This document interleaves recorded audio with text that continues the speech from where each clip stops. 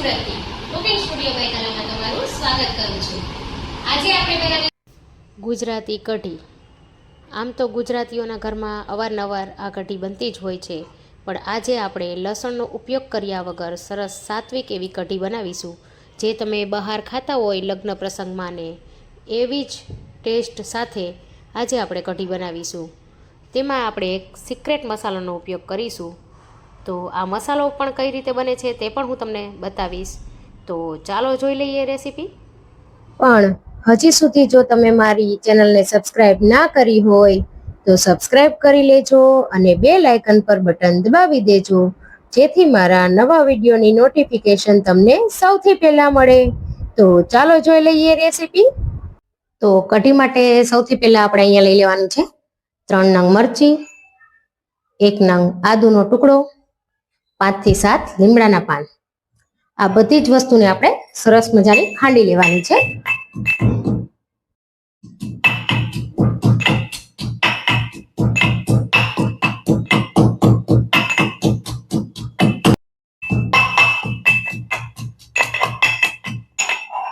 તો તમે જોઈ શકો છો કે સરસ એવો ગ્રીન મસાલો આપણો રેડી થઈ ગયો છે। જો તમારે અહીંયા લસણ ખાતા હોય તો તમે અહીંયા લસણની પણ 4 થી 5 કળીઓ ઉમેરી શકો। તો હવે આપણે છાશ લઈ લેશું। તમે અહીંયા દહીંનો ઉપયોગ પણ કરી શકો। તો મેં અહીંયા 1 લીટર જેટલી છાશ લઈ લીધી છે, તેમાંથી આપણે 4 થી 5 લોકોને કઢી થઈ જશે। તો અહીંયા તમે 2 કપ જેટલું દહીં અને 2 થી 3 કપ જેટલું પાણી ઉમેરી અને તે પણ લઈ શકો છો। આપણે ગુજરાતી કઢી બનાવીએ છીએ તો ખાટી વધારે નથી હોતી, તો આ મેં મીડિયમ ખાટી હોય તેવી જ લીધી છે। તો તેમાં હવે આપણે પીસેલા આદુ, મરચાં, લીમડાના પાન ઉમેરી દેવાના છે। આપણે વઘારમાં નથી ઉમેરવાની આ વસ્તુ। તો આ મસાલો ઉમેર્યા બાદ આપણે અહીંયા સ્વાદ અનુસાર મીઠું ઉમેરી દઈશું। મીઠું આપણે પહેલેથી જ ઉમેરવાનું છે, જેથી કરીને આપણી કઢી ફાટે નહીં। તો અહીંયા સારી મજાની ટિપ્સ છે કે કઢીમાં તમે પહેલેથી જ મીઠું ઉમેરી દેશો તો તમારી કઢી ક્યારેય ફાટશે નહીં। અને હવે આપણે તેમાં 2 મોટી ચમચી જેટલો બેસન ઉમેરી દેવાનો છે। જો તમારી છાશ થોડી વધારે પતલી હોય તો અહીંયા તમારે બેસન થોડું વધારે લઈ લેવું। અને ત્યાર પછી આપણે અહીંયા સાથે જ ગુજરાતીઓ મીઠી કઢી પસંદ કરે છે, તો તીખી, મીઠી, ખાટી બધી હોય છે। તો અહીંયા હું 2 ચમચી જેટલો ગોળ ઉમેરી દઉં છું। તમે તમારા ગળું જેટલું પસંદ હોય તેટલું તમે ઉમેરી શકો। અને ત્યારબાદ તેમાં આપણે થોડા ધાણા ઉમેરી દઈશું, જેથી કરી તેની ફ્લેવર ખૂબ સરસ એવી આવી જાય। તો અહીંયા હું ધાણા પણ ઉમેરી દઉં છું થોડા। અને હવે આપણે તેને સારી રીતે ફેટી લેવાની છે, જેથી બધા મસાલા સરસ મિક્સ થઈ જાય, ગાંઠા ના રહે એ રીતે તમારે અહીંયા ફેટવાનું છે।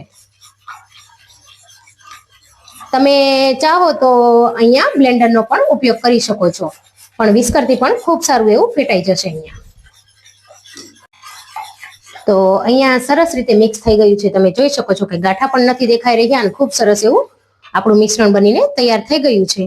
તો તેમાં આપણે અડધી ચમચી જેટલું ધાણા જીરું અને ખાલી અડધી ચમચીથી પણ ઓછો થોડો ગરમ મસાલો, આ બંને વસ્તુ ઓપ્શનલ છે, તમને પસંદ હોય તો તમે ઉમેરી શકો, પણ આનાથી ટેસ્ટ ખૂબ જ સરસ આવશે।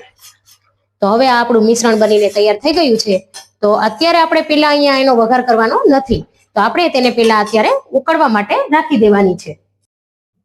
તો હવે અહીંયા કઢીને ઉકળવા માટે રાખી દીધી છે। તેમાં હું એક વસ્તુ ઉમેરું છું જે કોઈ ઉમેરતા નહીં હોય શાયદ, તો તે છે થોડા સિંગદાણાના ટુકડા આ રીતે। અને હવે તેને એકદમ સારી રીતે ઉકળવા દેવાની છે। શરૂઆતમાં જ્યારે કઢી તમે ઉકળતા હોય ત્યારે તમારે 1 થી 2 મિનિટ સુધી આ રીતે સતત ચલાવવું, જેથી કઢી ફાટે નહીં અને ખૂબ સરસ એવી બનીને તૈયાર થાય। તો આ રીતે તમારે મિક્સ કરતું રહેવું। ગેસની ફ્લેમ અહીંયા મેં ફૂલ રાખી દીધી છે।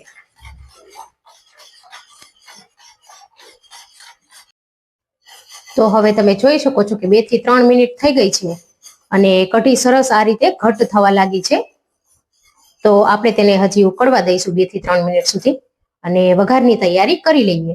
વઘાર પહેલેથી હંમેશા ના ઉમેરવો। વઘાર કઢી ઉકળ્યા બાદ ઉમેરશો તો તેનો સ્વાદ ડબલ થઈ જશે। તો હવે આપણે તેના વઘારની પણ તૈયારી કરી લઈએ.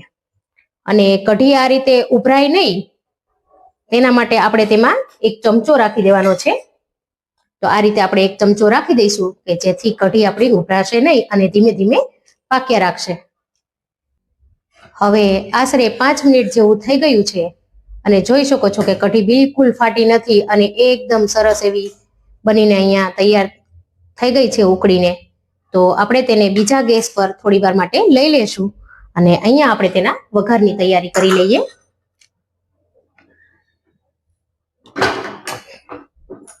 તો મેં અહીંયા એક વઘારિયું મૂકી દીધું છે આ રીતે. તો અહીંયા કઢીના વઘાર માટે આપણે ઘી લઈ લેશું. કઢીનો વઘાર હંમેશા ઘીમાં જ કરવો.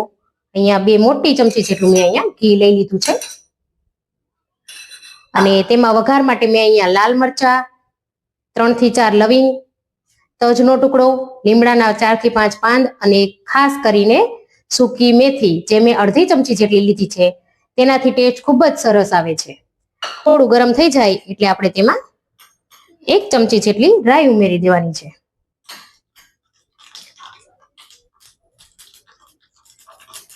અને રાઈ થોડી તતડે એટલે આપણે બધા મસાલા જે કરીને રાખ્યા છે તે ઉમેરવાના છે. પણ તેના પહેલા થોડું ચપટી જીરું અને ત્યારબાદ થોડી હિંગ અને હવે આ બધા મસાલા ઉમેરી ગેસની ફ્લેમ અહીંયા બંધ કરી દઈશું આપણે. અને આ વઘારને આપણે કઢીમાં રેડી દેવાનો છે સીધો જ.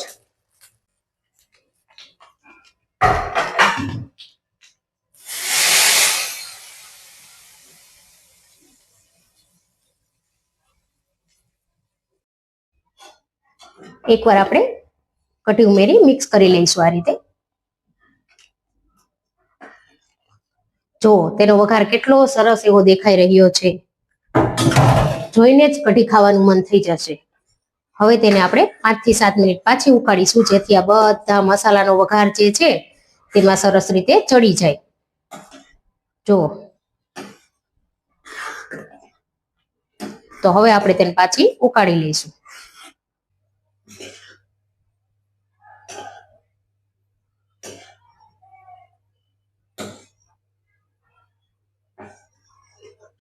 જો આ રીતે ચમચો મૂકેલો છે તો કઢી ઉભરાઈને બહાર નથી આવતી. તમે જોઈ શકો કે ગેસ એકદમ ફૂલ છે તો પણ કઢી જો.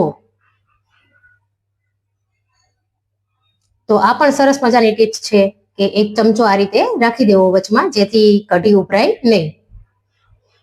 અને હવે આપણી કઢી ખૂબ સરસ એવી થઈ ગઈ છે. તો તમે જોઈ શકો છો કે એકદમ સરસ ઘટ એવી થવા લાગી છે હવે આ. તો કઢી ઉકળી અને થોડી ઓછી થઈ ગઈ છે અને આ રીતે ચમચામાંથી તમે જોઈ શકો કે ચમચામાં દેખાઈ રહી છે કે ઘટ છે આ રીતે થોડી. તો વધારે પડતી ઘટ પણ ના રાખવી. તમને પસંદ હોય તો થોડો ચણાનો લોટ વધારે તમે આમાં ઉમેરી શકો. પણ અહીંયા કઢી પરફેક્ટ છે. ઠંડી પડશે ત્યાર પછી પણ થોડી ઘટ થશે એટલે અત્યારે આ કઢી પરફેક્ટ છે. તો આપણી કઢી અહીંયા તૈયાર છે. ગેસની ફ્લેમ આપણે બંધ કરી દઈશું અને ઉપરથી પણ થોડા આપણે ધાણા ઉમેરી દેવાના છે.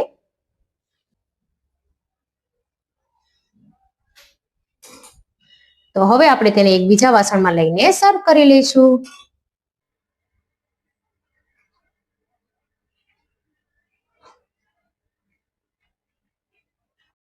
તો તૈયાર છે અહીંયા સાત્વિક એવી સરસ મજાની ગુજરાતી કઢી જેમાં આપણે નથી ડુંગળી કે લસણનો ઉપયોગ કર્યો. એકદમ સાત્વિક રીતે બનાવી છે અને નાની નાની ટિપ્સ પણ સરસ આપી છે.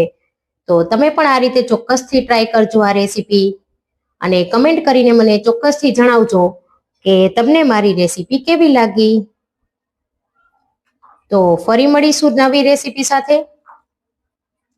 Happy cooking, happy eating.